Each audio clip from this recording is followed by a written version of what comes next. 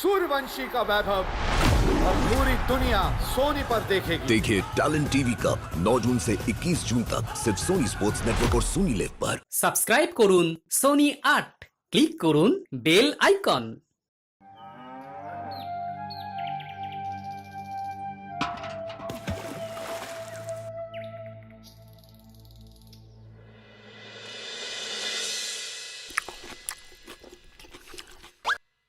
হে কি, জল নেই? জল শেষ হয়ে গেল নাকি? এই জানো তো, গ্রামের সব জলাশয়ের জলস্তর না নেমে গেছে, পুকুরও শুকিয়ে গেছে, কুয়োতে জল অনেক নিচে চলে গেছে। কি যে হবে কে জানে। এই বছর তো বৃষ্টি হয়েছে কম, তার উপর মানুষজন জল ব্যবহারের চেয়ে নষ্ট করে বেশি। দেখি মহারাজকে বলতে হবে।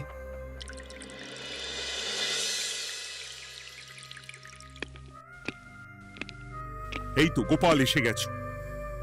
শুনেছো রাজ্যে সকল জলাশয়ে শুধু শুনিনি, চাক্ষুষ দেখেছি, আর এর কারণ ও তার সমাধানও ভেবে এসেছি মহারাজ। তুমি কি বলতে চাইছো সেটা বলো না খোলসা করে। মহারাজ, আসন্ন দিনে জলাভাব মেটানোর একটাই উপায়, তা হলো প্রজাদের উপর কর চাপানো।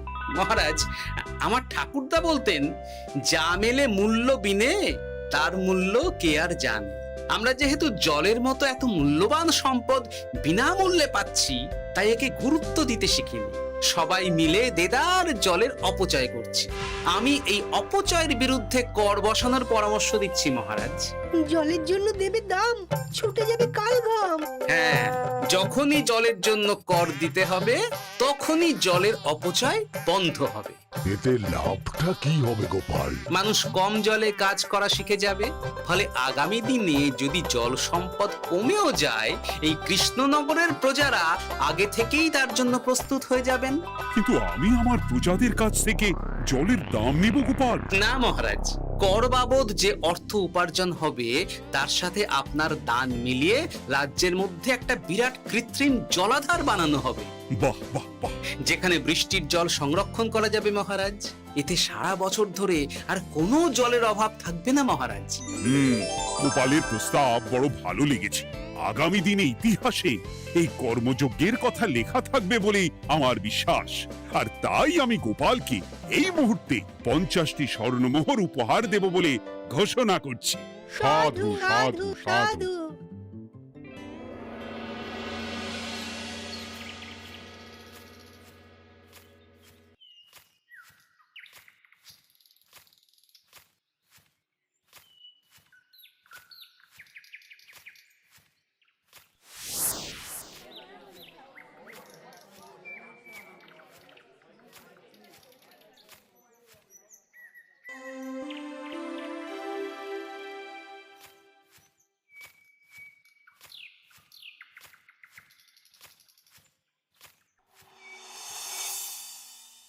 মানে আমার এই এতটুকু স্বাদ তুমি পূর্ণ করবে না? আমি কি নিজের জন্য চেয়েছি নাকি? সবই তো পাবে তোমার মেয়ে আর জামাই। হ্যাঁ, সে বুঝেছি গিন্নি, তাই বলে এতগুলো মুদ্রা আমি খরচ করতে পারবো না। পারবে না? আমি তাঁতির বাড়ি থেকে মেয়ে জামাইয়ের জন্য কয়েকটা শাড়ি আর ভালো পাঞ্জাবি কিনে একটু পাঠাবো। কিন্তু এখন আমার কাছে অত মুদ্রা নেই গিন্নি, পরে পেলে আমি ঠিক তোমার স্বাদ পূরণ করব। আবার বাজে কথা বলার জায়গা পাও না তুমি। এতক্ষণ কোথায় ছিলে গো? আমি বেলায় নদীর পাড়ে গিয়েছিলাম, তখন কমলা আমাকে বলল তোমায় নাকি দেখেছে। কি দেখেছি?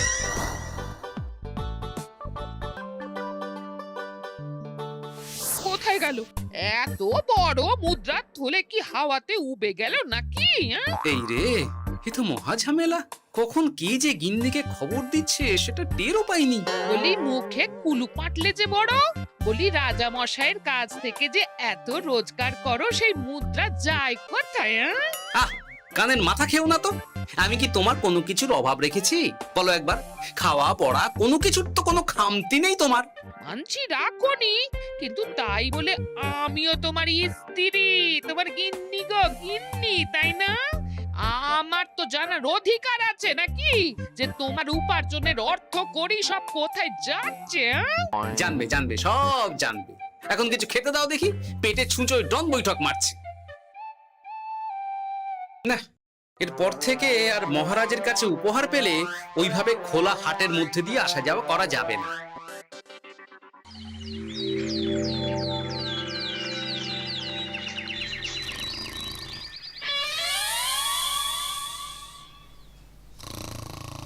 তোমার আর কোনো চিন্তা নেই গোপাল, আমি তোমার মাসোহারা তো বাড়িয়ে দিলাম, সঙ্গে প্রত্যেক দিন তুমি 10 মোহর করে পারিতোষিক পাবে। এই নাও।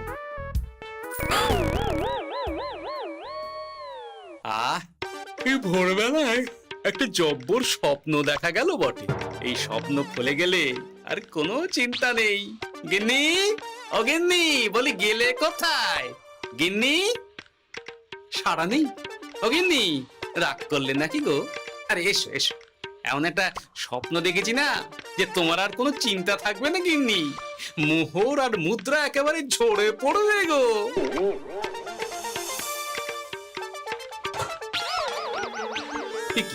এইসব ফলাহার সাজিয়ে রেখে গেল কোথায় গিন্নি? নিজের বাপের বাড়িতে তো যাবে না, কেউ নেই সেখানে। মেয়ের বাড়ি গেল নাকি? না, মেয়ের বাড়িতে তো গিন্নি যায় না। তাহলে না না, খালি পেটে এত ভাবতে পারছি না।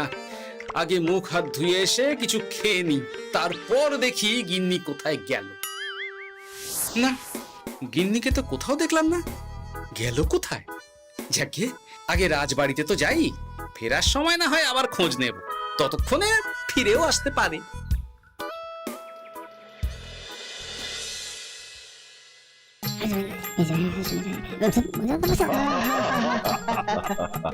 বাহ বাহ বাহ, একেই বোধহয় বলে সঙ্গগুণ। অনেকদিন এত হাসি নিয়ে। যা বলেছেন মহারাজ। হাসির চোটে পেটে ধরছে খিল। কর্তার গিন্নিতে দেখছি রয়েছে অনেক বেল। কি গিন্নি, তুমি এখানে কি করছো? একই গোপাল, তুমি রাজসভায় এলে যে বড়। তুমি নাকি রাজসভার কাজ থেকে অবসর নিতে চেয়েছো? হ্যাঁ, এই কথা কে বললো মহারাজ? এই তো উনি বললেন। বলি আমি আবার কি করব? তুমি আমায় একটা কাজ দিলে আর সেটা আমি করব না বলো? আমি তোমায় কাজ দিলাম? কি কাজ? বাবা গোপাল, তুমি কি আকাশ থেকে পড়লে নাকি? তুমিই তো তোমার গিন্নিকে বলে পাঠিয়েছো যে তুমি আর রাজসভার কাজে যোগ দিতে চাও না। তোমার নাকি আর কাজে মতি নেই, তুমি বিশ্রাম চাও। এই রে, গিন্নি দেখি ভয়ঙ্কর চাল দিয়েছে। আমার নামে রাজসভায় এসে এইসব বলেছে। তাই কথা ঠিকই গোপাল, যে তোমার অবসর গ্রহণের কথা শুনে আমি বিশেষ মনমরা হয়ে পড়েছিলাম। কিন্তু তোমার গিন্নি যেভাবে রাজসভায় হাসি মজা হুল্লোড় পরিবেশন করছে, তাতে আমার মনে হচ্ছে এ সাপে বড় হয়েছে। এই বেলা যদি গোপালকে কায়দা করে রাজসভা থেকে তাড়ানো যায়, তাহলে আমার পথ থেকে বিরাট বড় একটা কাঁটা উপড়ে ফেলা যাবে। গোপাল গিন্নি সবার মধ্যে বিলিয়েছেন হাসি, তার জন্য রাজামশাই হয়েছেন ভারী খুশি। হ্যাঁ গোপাল, তাই আমি ঠিক করেছি তোমার স্থানে আমি তোমার গিন্নিকেই বহাল করব। হ্যাঁ, তোমার সঙ্গে ঘর সংসার করে ওর বুদ্ধি বেশ খোলতাই হয়েছে, সেটা বোঝাই যাচ্ছে। এছাড়াও আমাদের অনেক পরামর্শ দিয়ে সাহায্যও করতে পারবে। তাছাড়া উনি মহিলা বলে অন্দরমহলেও যেতে পারবেন, রানীমাও খুশি হবেন বলেই তো আমার বিশ্বাস। কি গোপাল গিন্নি, তোমার এই কাজ করতে কোনো আপত্তি নেই তো? আপত্তি কেন থাকবে মহারাজ? আমি ধন্য আপনি আমায় এত বড় সম্মান দিচ্ছেন বলে। এ তুমি আমার কত বড় সর্বনাশ করলে গিন্নি। তুমি কিনা শেষে আমার চাকরিটাই খেলে। এটা গোপালের জন্য বড় ভালো হলো, তাই না? কোনো কাজ করতে হবে না, কিন্তু রোজগার আগের মতোই থাকবে। অবসর আর উপার্জন একসাথে। না হে গোপাল, তুমি আর এখানে কাঁচু মাচু মুখে দাঁড়িয়ে না থেকে নিজের বিশ্রামে ব্যাঘাত ঘটিও না। আমাকে সবার কাজ শুরু করতে দাও। যথা আজ্ঞা মহারাজ।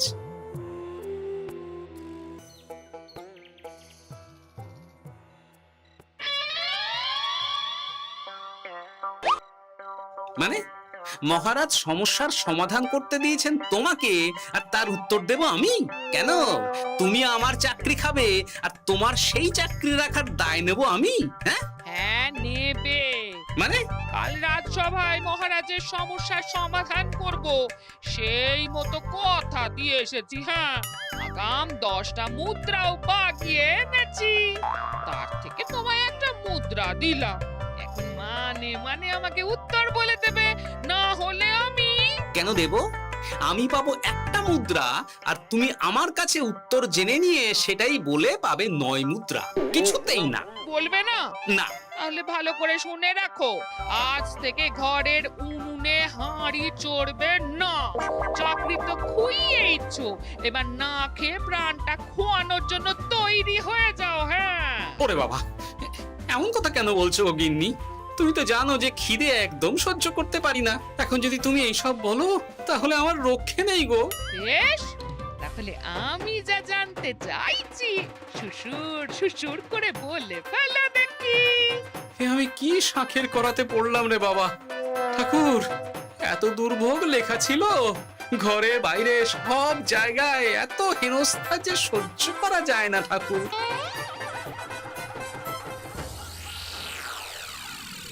একেই তো বলে গো গিন্নি, মেঘ না চাইতেই জল। এতদিন কতভাবে চেষ্টা করেছি গোপালকে রাজসভা থেকে তাড়াবার, আর গোপাল নিজেই কিনা রাজসভা থেকে পালিয়ে গেল। সব বলছো? তোমার শরীর ঠিক আছে তো? শরীর মন সব ঠিক আছে, তবে গোপালের বদলে কাকে বহাল করা হয়েছে শুনলে তোমার মাথা ঘুরে যাবে। কাকে? গোপাল গিন্নিকে। আমার কিন্তু বিষয়টা খুব একটা সরল ঠেকছে না গো। গোপাল ভাঁড়ের বুদ্ধি তো আর যে সে বুদ্ধি নয়। উনি যাই করেন খুব ভেবে চিন্তে করেন, এর পেছনে আবার কোনো মতলব নেই তো। এটা তুমি মন্দ বলনি গিন্নি, গোপালকে নিয়ে সত্যিই কোনো বিশ্বাস নেই। ও কখন কি ঘোট পাকাচ্ছে বলা যায় না। আমাকেও সাবধানে থাকতে হবে, দেখতে হবে যে গোপাল আসলে কি চাল চালতে চাইছে।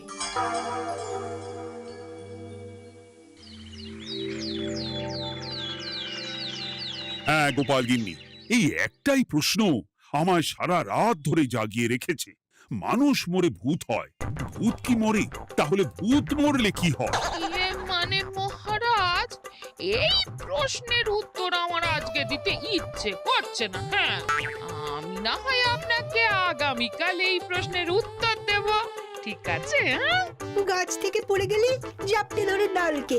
আজকের প্রশ্নের উত্তর উনি দেবেন কালকে। না হে গোপাল গিন্নি, তা হয় না। এই প্রশ্ন আমাকে সারা রাত বিচলিত করেছে।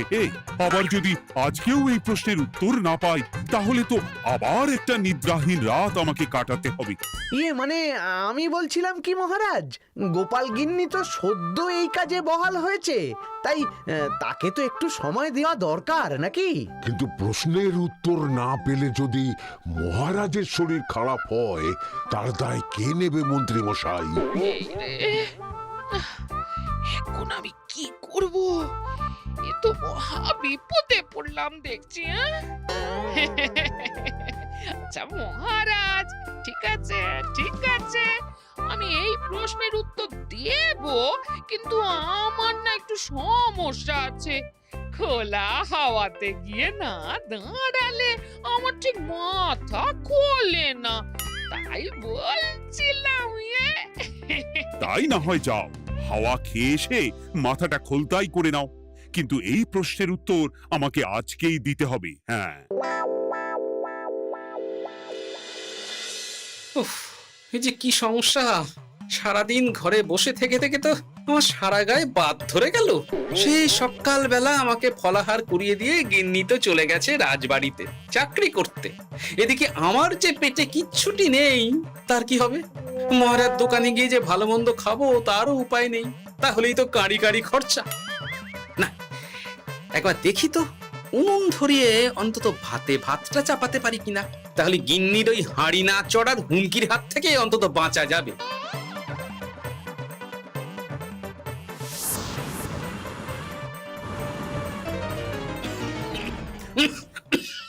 ও বাবা গো, ও বাবা, এত কেসে কেসে সোজা শেষ যাত্রা হয়ে যাবে আমার।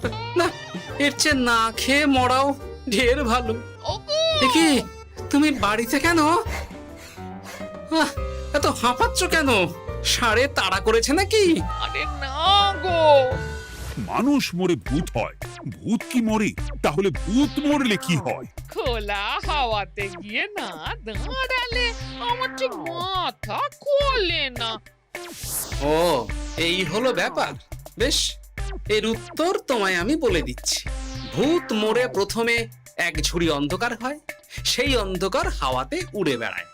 এক সময় সেই অন্ধকার পাতলা হতে হতে কুয়াশার মতো হয়ে যায়। ব্যাস, মিটে গেল। ব্যাস, মিটে গেল। যদি রাজা মশাই এই কথা বিশ্বাস না করেন, তুমি হলপ করে বলবে আপনি যখন মরবেন একদম মিলিয়ে নেবেন মহারাজ। এর চেয়ে এক পা এদিক ওদিক হয় না যেন। হ্যাঁ, এই না হলে তুমি গোপাল ভাঁড়। বুঝেছো তাহলে? এই তুমি চিন্তা করো না, রাজবাড়ি থেকে ফেরার সময় আমি তোমার জন্য অনেক অনেক বাজার করে আনবো, ঠিক আছে? এই আমি যাই। এ তো ভারী মজা হলো। মহারাজ তক্ষুনি প্রশ্নের উত্তর চাইলে গিন্নি এইভাবে সেই রাজবাড়ি থেকে দুধ দাঁড়িয়ে ছুটে আসছে উত্তর জানতে। আমাকে তুমি একটা চাল দিয়ে কুপকাত করেছো তো গিন্নি। এইবার বুঝবে কত ধানে কত চাল।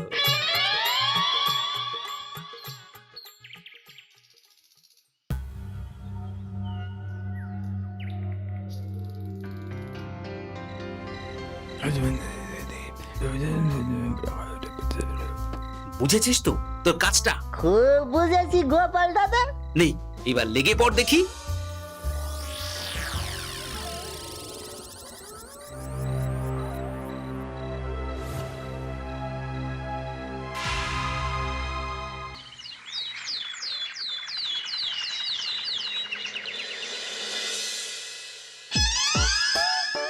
তাহলে আর বলছি কি তোমাদের, সকালবেলায় উঠে দেখি মুখের এই হাল।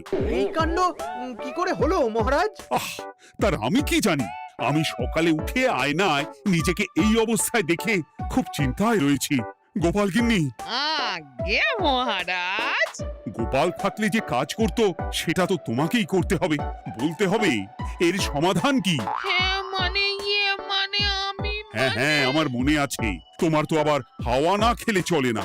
যাও যাও, তাড়াতাড়ি হাওয়া খেয়ে এর উত্তর নিয়ে এসো।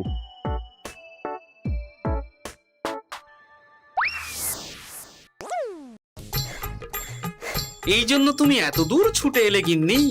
মহারাজকে বলবে যে তিনি যেন আজ রাতে চাদরটা মুখে ভালো করে মুড়িয়ে ঘুমোন, তাহলেই মিটে যাবে।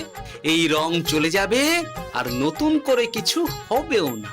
ও মা, বলি এত সোজা সমাধান? তা নয় তো কি।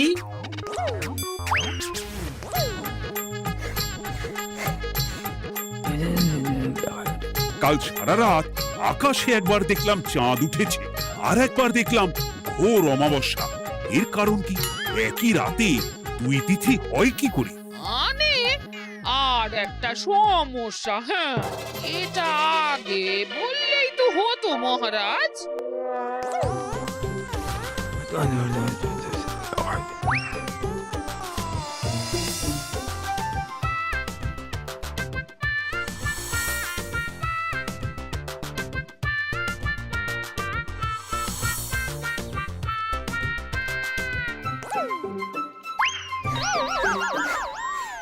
কি তুমি হাওয়া খেতে গিয়ে এইভাবে খাবি খাচ্ছ কেন গোপাল গিন্নি?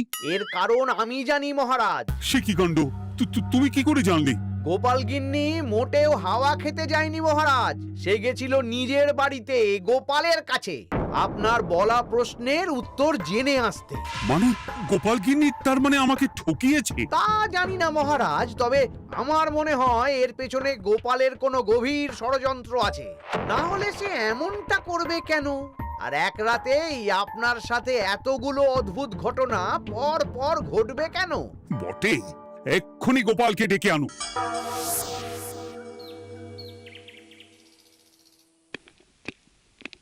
না মহারাজ, আমি সত্যি অবসর চেয়েছিলাম, আর তাই আমার গিন্নি আপনার কাছে এসে বলেছিল। ওর কোনো দোষ নেই মহারাজ। না মহারাজ, আমি মিথ্যে কথা বলেছি। হ্যাঁ, উনি আপনার কাছ থেকে পাওয়া সোনার মোহর নিয়ে বাড়ি যান না, তাই আমি ওকে শায়েস্তা করতে এই ফন্দি করেছিলাম। আসলে মহারাজ, আমি আপনার কাছ থেকে পাওয়া সোনার মোহর জল প্রকল্পের কাজে লাগাবো বলে কিছু জনকে নিয়ে একটা দল গঠন করতে গিয়েছিলাম। আর তাদের কাছেই ওগুলো রেখে এসেছি।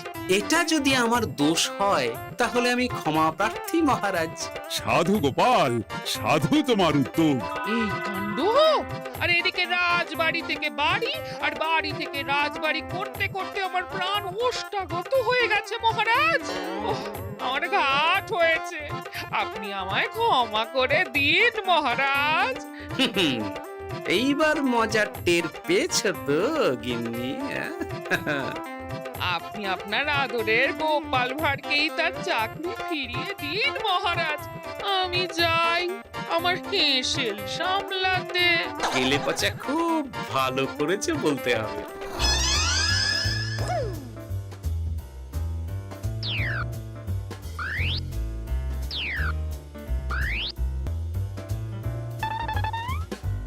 তবে মহারাজ, অমাবস্যা পূর্ণিমা সব আমার বুদ্ধিতেই কেলেপচা করেছিল। আপনার ওই মুখের রং,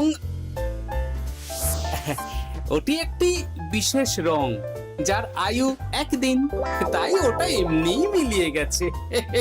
হ্যাঁ, সেই বরং ভালো। তুমি তোমার গিন্নিকে নিস্তার দাও গোপাল। তাছাড়া আমিও আমার গোপালকে ছেড়ে আর থাকতে পারছি না। যথা আজ্ঞা মহারাজ। আমারও যে আর এই অবসর ভালো লাগছে না মহারাজ। গোপাল ছাড়া রাজসভা যে লাগে ফাঁকা ফাঁকা, তাই তো আবার চাকরিতে তাকে বহাল রাখা। For more updates, subscribe to our channel, click the show links and enjoy watching the videos.